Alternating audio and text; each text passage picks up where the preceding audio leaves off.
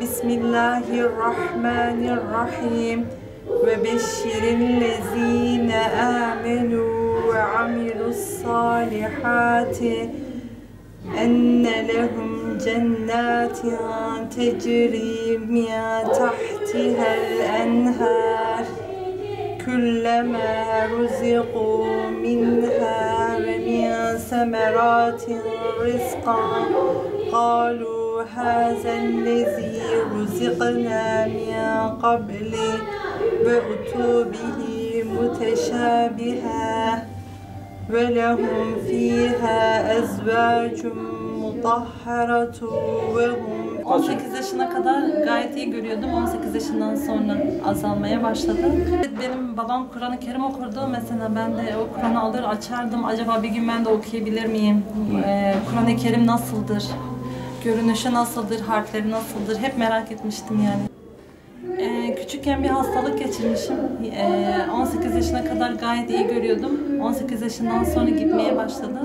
Şu anda da %15 falan ışığı biraz fark ediyorum. Ama görmemem yaptığım şeylere engel olmadı hamdolsun. Rabbim çok güzel bir kapı açtı. Hafızlık yaptım dinleyerek. Hocalarımın yardımıyla, Allah razı olsun hocalarımdan ve bana vesile olan herkesten. Dinleyerek biraz zorlandım, hatta çok zorlandım. Allah razı olsun hocam anlayış gösterdi. Beni diğer öğrencilerinden hiç ayırmadı. Yani hani bana bir ayrımcılık yapmadılar. Sanki onlardan biriymişim gibi davrandılar. Hiç görmediğimi hissetmedim onların arasında. Allah razı olsun kendilerinden. Hafızlık yaptım, hafızlığımı bitirdim, mezun oldum 2012'de. Daha sonra parmakla Kur'an okumayı öğrenmen lazım dediler. Hamdolsun onu da öğrendim. Ve şimdi de parmakla Kur'an okuyorum ve öğrencilerim vardı, onlara öğretiyordum. Rabbim görmemek bir engel değildir. Rabbim her türlü insana nasip edince nasip ediyor, kısmet edince ediyor. Çok şükür hiçbir şeyden geriye kalmadım. Umre'ye gittik, Kudüs'e gittik. Arkadaşlarımızla gayet güzel şeyler yaptık hocalarımızla. Ya çok güzel şeyler hissediyorum. Önce dinlerken Kur'an'ın harflerinin nasıl olduğunu bilmiyordum. Hayal ediyordum acaba harfler nasıldır diye. Çünkü hiç Kur'an-ı Kerim'i daha önce gözle okumadım, bilmiyordum. Dinleyerek ezberledim, bitirdim. Hep gözümün önüne getirmeye çalışırdım okuduğum Kur'an'ı. Ama bir türlü getiremezdim. Şimdi dokunuyorum, harflerimizi kendi dünyamızdaki harfleri hissederek okuyoruz. Hani kendi harflerimizi biliyoruz. Artık ben Elif'in ne şekil olduğunu, B'nin ne şekil olduğunu biliyorum. Bu bana daha güzel şeyler hissettiriyor.